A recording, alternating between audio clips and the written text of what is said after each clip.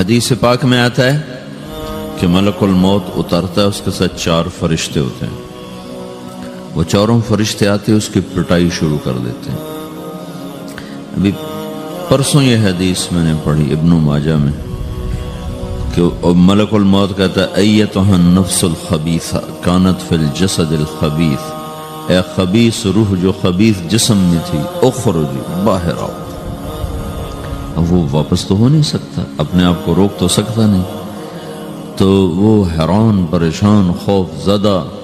تو اس کے جواب میں اس کو ملک الموت کہتا ابشری ابشری بحمیم وغساق وآخر من شکلہ ازواج، تیار ہو جا خوفناک عذاب کے لیے اور کھولتے پانیوں کے لیے، کانٹے دار جھاڑیوں کے لیے اور بے شمار عذاب کی شکلوں کے لیے.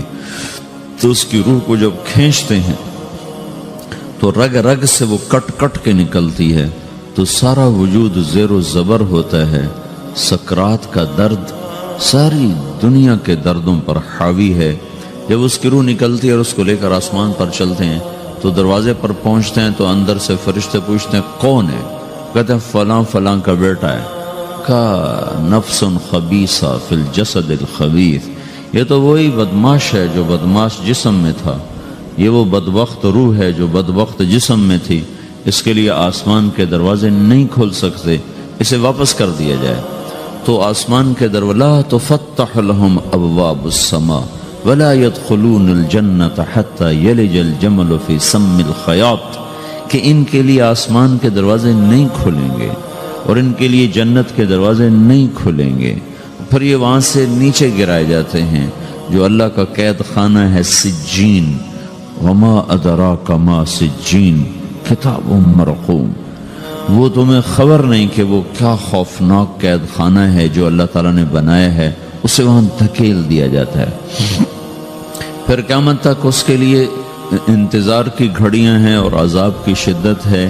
اور جب کوئی نیک آدمی اللہ تعالیٰ کے دربار میں جانے کا اس کا وقت آتا ہے تو اللہ تبارک و تعالیٰ فرماتے ہیں ان الذین قالوا ربنا اللہ ثم استقاموا تتنزل علیہم الملائکۃ الا تخافوا ولا تحزنوا وابشروا بالجنۃ التي کنتم توعدون نحن اولیاؤکم فی الحیاۃ الدنیا وفی الآخرہ ولکم فیہا ما تشتہی انفسکم ولکم فیہا ما تدعون نزل من غفور الرحیم. جب کوئی نیک مرد عورت کے جانے کا وقت آتا ہے تو اس کے لیے بھی فرشتے آتے ہیں اور آ کر اس کو خوشخبری دیتے ہیں اور آ کر اس کو تسلی دیتے ہیں کہ آپ غم نہ کریں، پیچھے والے بھی آپ کو مل جائیں گے، آپ خوف نہ کریں، آگے ساری منزلیں آپ کے لیے آسان ہیں، آپ کے لیے جنت بھی تیار ہے، رب بھی مہربان ہے. اور حدیث پاک میں آتا ہے کہ ملک الموت اور 4 فرشتے آتے ہیں. وہ 4 فرشتے اس کو سہلاتے ہیں، دباتے ہیں کہ موت کا درد اسے محسوس نہ ہو. اور ملک الموت فرماتے ہیں ایتھا النفس الحمیدہ کانت فی الجسد الحمید اخرجی، اے نیک روح جو نیک جسم میں تھی باہر آؤ. کیا کرو؟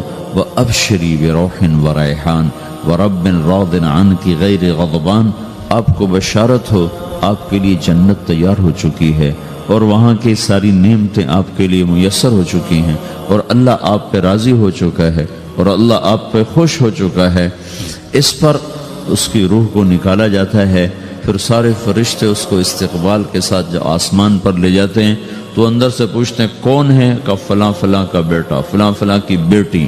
کہتے ہیں نفس حمیدہ فی جسد حمید، یہ تو نیک روح تھی جو نیک جسم میں تھی، مرحبا بہی. اس کو ہم سب استقبال کس کا کرتے ہیں اور ایک دم آسمان کے دروازے کھلتے ہیں.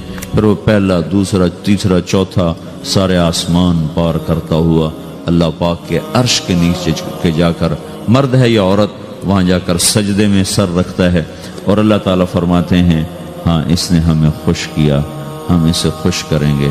اور اس کو عافیت کے ساتھ وہاں آسمان میں، پہلے آسمان سے لے کر اللہ کے عرش تک یہ سب ویٹنگ روم بنے ہوئے جہاں اللہ اپنے اپنے درجات کے مطابق جنت والوں کو ٹھہراتا ہے. اور وہ انتظار گاہ ہے اور وقت ختم ہو جاتا ہے، لہٰذا انتظار کی جو تکلیف ہے وہ بھی ختم ہو جاتی ہے. وقت ختم تو انتظار کا احساس ختم اور ٹائم کے گزرنے کا احساس ختم۔ تو جیسے اصحاب کہف کو اللہ نے غار میں داخل کر کے تو غار کے اندر سے وقت کو نکال کے باہر پھینک دیا، باہر 300 سال گزرے، اندر آدھا ہی دن گزرا تھا۔ وہ جب اٹھے ہیں تو وہ 25 برس کا نوجوان 325 سال کا ہو کے نہیں اٹھا، وہ 25 سال کی عمر میں اٹھا ہے۔ نہ ناخن بڑا ہے، نہ مونچھیں بڑی ہیں، نہ ان کی داڑیاں لمبی ہوئی ہیں، کیونکہ تو زندہ تھے، مر نہیں گئے تھے۔ تو زندہ کے تو بال بھی بڑھتے ہیں، ناخن بھی بڑھتے ہیں، لیکن وہ اس طرح اٹھے کہ 300 برس گزر گئے اور 25 برس کا نوجوان 25 سال کی عمر میں اٹھا ہے، 20 برس کا 20 برس کی عمر میں اٹھا ہے۔ اور وہ کہنے لگے کم لبثنا، بھائی کتنا ٹھہرے ہیں؟ کہ یومن او بعض یومن، لگتا ہے کوئی دن آدھا دن ٹھہرے ہیں۔ وہ صحیح کہہ رہے تھے۔ باہر اللہ تعالیٰ نے وقت کی گھڑی کو چلائے رکھا اور اندر غار میں اس کو سوئچ آف کر دیا، نکال دے، یہاں وقت کو داخل نہیں ہونے دیا۔ تو وقت کے گزرنے سے جو بھی اثرات مرتب ہوتے ہیں وہ ان پر مرتب نہیں ہوئے، تو وہ 20 آدھا ہی دن کے بعد اٹھے ہیں، باہر 300 سال، اندر آدھا دن۔ یہی کچھ اللہ تبارک و تعالیٰ برزخ میں کر دیتا ہے، وقت کو ختم کر دیتا ہے، گزرنے کا احساس نہیں ہوتا ہے۔ تو اس طرح میرے عزیزو، یہ دو موتیں ہر انسان دیکھتا ہے، یا وہ جنت کے فرشتوں کا استقبال دیکھتا ہے یا جہنم کے فرشتوں کی مار اور پٹائی کو سہتا ہے۔ رابعہ بصری رحمۃ اللہ علیہ کا انتقال ہونے لگا تو انہوں نے رات کو فوت ہوئی، تو انہوں نے اپنی خادمہ کو بلا کے فرمایا کہ کسی کو بتانا نہیں، جب میں مر جاؤں تو پڑوس میں 2-4 کو بلا کر نا میرا جنازہ پڑھوا دینا، اور جس کرتے میں تہجد پڑھتی تھی وہی میرا کفن بنا دینا، اور صبح بے شک لوگوں کو بتا دینا، میرے مرنے کے بعد میری میت کو رکھنا نہیں، فوراً دبا دینا۔ تو جب ان کا انتقال ہوا تو انہوں نے پڑوس کے 2-4 10-20 آدمی بلائے اور ان کو تدفین تجہیز سب کچھ ہو گئی۔ صبح شور مچا کہ وہ رابعہ بصری کا انتقال ہو گیا۔ تو اگلے دن وہ خواب میں اس خادمہ کو ملی اور کہا بیٹی تیری بڑی مہربانی، تو نے میری وصیت کے مطابق عمل کیا۔ اس نے دیکھا کہ انہوں نے ایک خوبصورت سبز لباس پہنا ہوا ہے، تو وہ فرمانے لگی، انہوں نے سوال کیا کہ آپ کے ساتھ قبر میں کیا ہوا؟ تو وہ کہنے لگی کہ میرے پاس منکر نکیر آئے تھے اور مجھ سے کہنے لگے من رب کی، تیرا رب کون ہے؟ تو میں نے کہا سبحان اللہ، 40 برس جس کو میں نہ بھلا سکی اس کو 4 ہاتھ زمین میں آ کے میں بھول جاؤں گی۔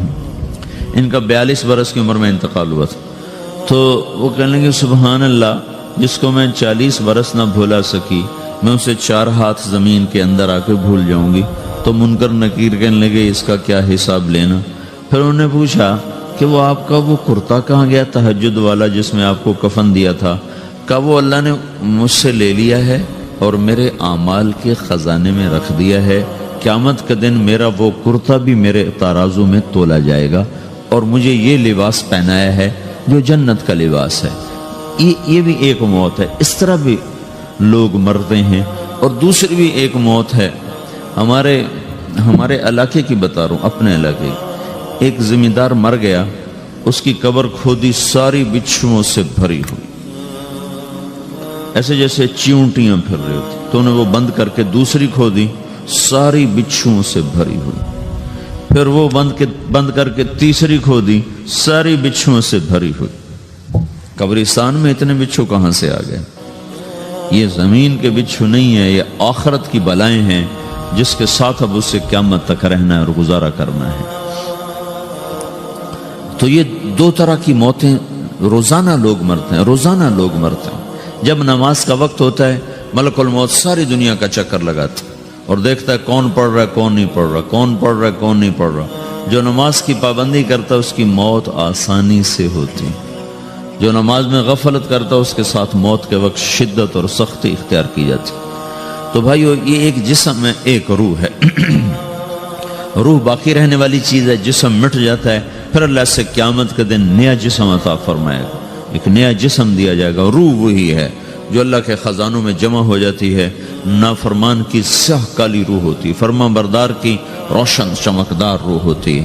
تو اللہ نے کچھ تقاضے جسم کے رکھے ہیں اور کچھ روح کے رکھے ہیں۔ جسم کے تقاضے پورے نہ کرو تو یہ پریشان ہو جاتا ہے، روح کے تقاضے پورے نہ کرو تو یہ پریشان ہو جاتی۔ روح کی پریشانی جسم سے زیادہ ہے، چونکہ روح کی طاقت جسم سے زیادہ ہے۔ روح جسم مٹی سے بنا ہے، اس کی غذا بھی مٹی سے نکلتی ہے۔ روح آسمان سے ہے، اس کی غذا بھی آسمان سے ہے۔ روح کا تعلق جب تک اللہ سے نہیں جڑتا، اس سے بھوک اور پیاس لگتی رہتی ہے۔ جسم کو جب تک روٹی اور پانی نہ ملے، یہ تڑپتا اور پریشان رہتا ہے۔ جیسے اللہ تعالیٰ نے ہمارے جسم میں روٹی اور پانی کی طلب کو بے ساختہ رکھ دیا ہے۔ میں بیان کے دوران بھی پانی پی رہا ہوں، آپ دیکھ رہے ہیں کہ میرا حلق سوکھ جاتا ہے، مجھے طلب محسوس ہوتی ہے پانی، حلق سوکھتا ہے پانی کی طرف بھاگتے ہیں، بھوک لگتی ہم روٹی کی طرف بھاگتے ہیں۔ یہ ایک ایسا اندر میں آٹومیٹک سسٹم ہے کہ ہم اس کو آف نہیں کر سکتے۔ یہ سوتے سوتے بھی بھوک کی وجہ سے آنکھ کھل جاتی، سوتے سوتے پیاس کی وجہ سے آنکھ کھل جاتی ہے۔ یہ ایسا خود اللہ تعالیٰ نے ساختہ نظام بنایا ہے کہ آپ اپنے جسم میں روٹی اور پانی کی طلب کو نہیں نکال سکتے۔ میرے عزیزو، ٹھیک اسی طرح اللہ نے انسانی روح میں اپنی طلب رکھ دی ہے اور اپنے رسول کی طلب رکھ دی ہے۔ یہ دو طلب ایسی ہیں کہ یہ آپ کے جسم روح سے نکل نہیں سکتی۔ جیسے بھوکا روٹی نہ کھا لے، پیاسا پانی نہ پی لے، اسے چین نہیں آ سکتا۔ وہ روح جو اللہ اور اس کے رسول سے نا آشنا ہے، جب تک وہ وہاں تک پہنچ نہیں جاتی، اسے چین نہیں آ سکتا، اس کا اندر پریشان رہے گا۔ 1997 میں جب جنید جمشید سے میری پہلی ملاقات ہوئی تو اس نے مجھ سے یہ سوال کیا کہ مولوی صاحب، ایک پاکستانی نوجوان جس گلیمر کو خوابوں میں دیکھتا ہے، وہ گلیمر تو مجھے زندگی میں ویسے ہی حاصل ہے۔ میرے چاروں طرف زندگی کا رقص ہے اور میری زندگی کی ہر خواہش، السلام علیکم، ویلکم بیک ٹو مسلم سیرہ۔ ایسے ہی بیانات سننے کے لیے ہمارے چینل کو سبسکرائب کریں اور بیل آئیکن کو ضرور دبائیں۔ شکریہ۔ تمنا پوری ہے، اس کے باوجود میرے اندر اندھیرا ہے، میرے اندر خلا ہے۔ مجھے لگتا ہے میں وہ کشتی ہوں جس کا کوئی ساحل نہیں، جس کی کوئی سمت نہیں، جس کا کوئی گھاٹ نہیں۔ یہ کیوں ہے؟ میرے ساتھ تو ایسا نہیں ہونا چاہیے۔ ایک عام لڑکا تو کہتا ہے ہائے کاش یہ ہوتا، اس کو وہ نہیں ہو رہا تو پھر وہ پریشان ہے، ہائے یہ ہوتا، ہائے وہ ہوتا۔ تو میں تو ہائے نہیں کرتا ہوں، میری تو ہر لذت اور خواہش میرے سامنے تشتری میں سجا کے پیش کی جا رہی۔ میں کیوں ایسا کر رہا ہوں؟ میں ہائے ہائے کیوں کر رہا ہوں؟ میرا اندر ویران کیوں ہے؟ میرے اندر میں خلا کیوں ہے؟ یہ وہی خلا ہے کہ وہ روح کی پیاس کو شراب میں بجھانا چاہتا ہے، وہ روح کی پیاس کو لڑکی میں بجھانا چاہتا ہے، وہ روح کی پیاس کو موسیقی سے بجھانا چاہتا ہے، وہ روح کی پیاس کو دنیا کی رعنائیوں میں 5 سٹار ہوٹلوں سے بجھانا چاہتا ہے۔ روح کیا جانے روٹی کیا ہے، شراب کیا ہے، پانی کیا ہے، عورت کیا ہے، موسیقی کیا ہے، گھنگرو کیا ہے، پائل کیا ہے، چھنکار کیا ہے۔ روح کو ان چیزوں کی کیا خبر؟ امریکہ میں ہماری ایک جماعت تھی تو 4 لڑکے 2 لڑکیاں، 4 لڑکیاں 2 لڑکے مسلمان ہوئے۔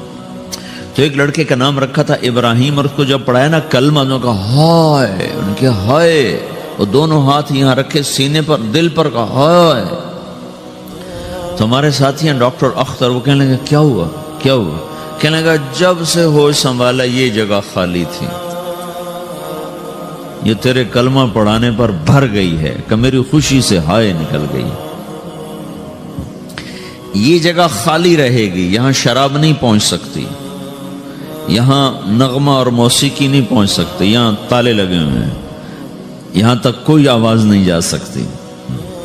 دل کے تاروں پر ایک ہی نغمہ چڑھ سکتا ہے اور وہ اللہ کی یاد کا ہے اور اللہ کی محبت کا ہے اور اللہ کے رسول کی محبت کا ہے۔ باقی کوئی مضراب ایسا نہیں جو ان تاروں کو چھیڑ سکے، باقی کوئی چیز آواز ایسی نہیں جو دل کی دنیا پر جا کر دستک دے سکے۔ یہاں بند دروازے ہیں، یہاں صرف اللہ پہنچے گا، اللہ کے رسول کا تعلق پہنچے گا، باقی کوئی چیز یہاں نہیں جا سکتی۔ تو چونکہ آج ہمارا علم غلط ہو گیا، پنکھا بند کرو، ہمارا علم غلط ہو گیا ہے، تو ہم نے ان دنیا کی چیزوں کو سب کچھ سمجھ کر اس کی دوڑ لگانا شروع کر دی ہے۔ تو روح آسمان سے ہے، اس کا تعلق اللہ سے بناؤ بھائیو۔ اللہ کا تعلق پائے بغیر نہ کوئی مرد مکمل ہے نہ کوئی عورت مکمل ہے، اور چونکہ براہ راست اللہ کو کوئی پا نہیں سکتا، چونکہ وہ ہمارے سامنے نہیں، اس کے اور ہمارے درمیان لاکھوں کروڑوں پردے حائل ہیں، تو اللہ اپنے بندوں میں سے ایک کو منتخب کر کے اپنا رسول بناتا ہے، اس پر اپنا آپ کھول دیتا ہے، پھر اسے کہتا ہے جا لوگوں کو بتا کہ یہ زندگی اللہ کو پسند ہے۔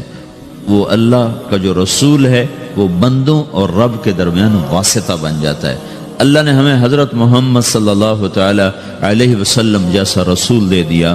اللہ تعالیٰ نے اپنا آپ کسی کو نہیں دکھایا۔ موسیٰ علیہ السلام پہ ایک تجلی پڑی، ان کو 40 دن ہوش نہیں آیا، 40 دن اللہ سے ضد کرنے لگے، رب ارنی انظر الیک، یا اللہ میں تجھے دیکھنا چاہتا ہوں۔ اللہ تعالیٰ نے کہا موسیٰ یہ ہو نہیں سکتا۔ موسیٰ علیہ السلام اللہ کے نبی نے فرمایا لاڈلے نبی تھے، اللہ پاک سے ضد کر لیا کرتے تھے۔ پھر کہنے لگے نہیں یا اللہ میں نے ایک دفعہ تو ضرور دیکھنا ہے۔ تو اللہ تعالیٰ نے کہا اچھا تم ایسا کرو، میں طور پہ تجلی ڈالوں گا، فَإِنِ اسْتَقَرَّ مَكَانَهُ فَسَوْفَ تَرَانِي، تو میں تجلی ڈالتا ہوں طور پر، اگر طور کھڑا رہا تو تو بھی دیکھ لے گا۔ تو اب اللہ خود سامنے نہیں آیا، صرف ایک تجلی اللہ کے عرشوں کے اوپر سے آنا شروع ہوئی ہے، بیچ میں آپ فاصلہ گنے، اور پھر وہ آ کر فَلَمَّا تَجَلَّى رَبُّهُ لِلْجَبَلِ، پھر وہ جبل پر پہاڑ پر آئی ہے، جَعَلَهُ دَكَّا، وہ پہاڑ ریزہ ریزہ ہو کر ہواؤں میں بکھر گیا، وَخَرَّ مُوسَى صَعِقًا، اور موسیٰ علیہ السلام بے ہوش ہو کے گر گئے۔ اور جب ہوش آیا فلما افاقا، ہوش آتے کہنے لگے سبحانک، یا اللہ تو پاک بے عیب، میں تیرے بارگاہ میں توبہ کرتا ہوں، میں واقعی نہیں دیکھ سکتا ہوں۔ ہاں کلام کا شرف ملا ہے، زیارت نہیں ہوئی۔ اللہ تعالیٰ نے حضرت محمد صلی اللہ تعالی وسلم کو مکہ سے اٹھایا اور بیت المقدس تک پہنچایا سواری پر، کہ دنیا اسباب کی ہے، یہاں سبب اختیار کیا، سواری کے پر بٹھا کر وہاں پہنچایا، اور اس کے بعد جب اوپر بلایا ہے تو پھر براق کی ضرورت نہیں پڑی، اوپر قدرت کا جہان ہے، اوپر اپنی قدرت سے بلایا ہے۔ یہ بیچ میں دیکھو نا کتنا بڑا، آپ اگر ہوا سے اوپر چلے جاؤ، یہ 500 میل ہوا کا غلاف ہے، اس سے اگر اوپر چلے جائیں گے نا تو آپ خود بم بن کے پھٹ جائیں گے ایک دھماکے کے ساتھ، چونکہ ہر انسان کے اوپر ہوا کا ایک پریشر ہے، کوئی 280 من کے قریب ہر انسان کے اوپر ہوا کا پریشر ہے۔ اس پریشر کو توڑنے کے لیے میرے اندر خود ایک پریشر بنا ہوا ہے جو اس کو توڑ رہا ہے۔ جب یہ ہوا کا پریشر میرے اوپر سے ریلیز ہو جاتا ہے تو میرا اندر کا اپنا پریشر بم کی طرح پھٹے گا اور مجھے پرزے کر دے گا۔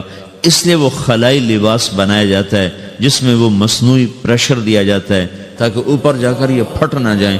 ہمارے نبی جس کرتے اور تہمد میں تھے اسی کرتے اور تہمد سے بیت المقدس سے چلے ہیں اور ہوا کو نہیں پار کیا، 7 آسمان ہی پار کر لی۔ اور پہلے آسمان پر حضرت آدم علیہ السلام نے استقبال کیا ہے، اور دوسرے آسمان پر حضرت عیسیٰ علیہ السلام، زکریا علیہ السلام، یحییٰ علیہ السلام نے استقبال کیا ہے، تیسرے آسمان پر حضرت یوسف علیہ السلام نے استقبال کیا ہے، چوتھے پر حضرت ادریس علیہ السلام نے استقبال کیا ہے، 5ویں پر ہارون علیہ السلام نے استقبال کیا، اور 6 پر موسیٰ علیہ السلام نے استقبال کیا، اور 7ویں آسمان پر ایک بیت اللہ دیکھا ہے جس کا طواف ہو رہا ہے۔ استقبال کو کوئی موجود نہیں، ایک بڑے میاں ایسے ٹیک لگا کے بیت اللہ کی یوں ٹیک لگا کے بیٹھے ہیں، گوٹھ مار کے، دونوں ہاتھوں کے ایسے گوٹھ مار کے بیٹھے ہیں، ان کی سفید داڑھی ہے، وہ نہیں اٹھے ہیں۔ باقی تو نبی بھی سامنے کھڑے ہوتے تھے استقبال کو، لیکن یہ بزرگ نہیں اٹھے ہیں۔ تو آپ نے پوچھا یہ کون بزرگ ہیں؟ تو جبریل نے کہا یہ آپ کے دادا ابراہیم علیہ السلام ہیں۔ آپ خود چل کے آگے گئے ہیں، وہ قریب آئے تو وہ اٹھے اور آپ کو گلے لگایا، ماتھا چوما، پیار کیا۔ سارے نبیوں نے استقبال کے دوران کہا تھا ہمارے بھائی آ گئے، مرحبا ہمارے بھائی آ گئے، لیکن جب ابراہیم علیہ السلام سے ملاقات ہوئی تو انہوں نے فرمایا مرحبا میرا بیٹا آ گیا، مرحبا میرا بیٹا آ گیا ہے۔ اور یہ جو حالانکہ مرتبہ تو ابراہیم علیہ السلام کا چھوٹا ہے، ہمارے نبی کا مرتبہ بلند ہے، لیکن رشتے میں ابراہیم علیہ السلام کا مرتبہ بلند ہے اور ہمارے نبی کا مرتبہ چھوٹا ہے۔ ابراہیم علیہ السلام اوپر جا کر دادا بن رہے ہیں اور یہ نیچے پوتا پڑپوتا بن رہے ہیں، تو رشتے کی نسبت میں آپ چھوٹے ہیں وہ بڑے ہیں۔ مرتبے اور مقام میں تو اللہ کے بعد آپ کا اور آپ کے سامنے کوئی ہے نہیں، بس اوپر اللہ اور نیچے اللہ کا رسول ہے، باقی سب نیچے ہیں۔ لیکن یہ امت کو سبق دینا تھا کہ اللہ تعالیٰ کو معلوم تھا کہ آنے والی یہ جو نسل ہے یہ ماں باپ کے نافرمان ہوں گی، چونکہ انہیں صرف پیسہ کمانا، آپ کا بھی قصور نہیں، آپ کو ٹیکسٹائل سکھائی جا رہی، کوئی ماں باپ کی تعظیم تو نہیں سکھائی جا رہی ہے۔ اور خود آپ کے ماں باپ نے آپ کو نہیں بتایا کہ ماں کسے کہتے ہیں، باپ کسے کہتے ہیں۔ جس چیز نے بتانا تھا وہ آپ نے پڑھا نہیں، وہ تو دین نے بتانا تھا، قرآن نے بتانا تھا، سیرت نبی نے بتانا، وہ سیرت آپ نے پڑھی نہیں، قرآن آپ نے پڑھا نہیں۔ آپ کا سارا زور لگا پہلے وہ ایف ایس سی کو پاس کرنے میں، پھر ٹیکسٹائل میں آ گیا تو اب دھاگا کیسے بنتا ہے، آپ کا سارا علم ہے کہ دھاگا کیسے بنتا ہے۔ یہ علم آپ نہیں پڑھ رہے کہ انسان کیسے بنتا ہے، یہ مشین کیسے چلتی، آپ یہ سیکھ رہے ہیں۔ یہ انسان کیسے چلے یہ کسی ادارے میں نہیں سکھایا جا رہا۔ وہ اداروں کا یہ موضوع ہی نہیں کہ انسان بناؤ، اداروں کا موضوع ہے بس روبوٹ بناؤ جنہیں بس دھاگا بنانا آتا ہو، کسی کو دوائی بنانی آتی ہو، کسی کو حل بنانا آتا ہو، کسی کو بم بنانا آتا ہو، کسی کو کپڑا بنانا آتا ہو، کسی کو لوہا بنانا آتا ہو۔